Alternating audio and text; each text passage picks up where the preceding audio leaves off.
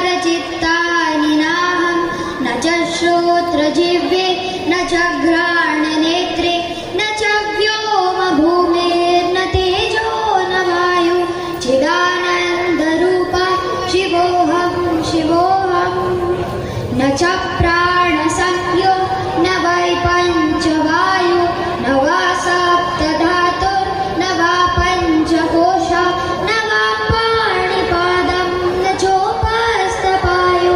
चिदानन्दरूपा शिवोऽहं शिवोऽहं न मे द्वेषरागो न मे लोभमोहो न मे वै मदो नैव मात्सर्यभावः न धर्मो न चार्थो न कामो न मोक्षः चिदानन्दरूपा शिवोऽहं शिवोऽहं न पुण्यं न पापं न सौख्यं न दुःखं न मन्त्रो न तीर्थं न वेदा न यज्ञम् अहं भोजनं नैव भोज्यं न भोक्ता चिदा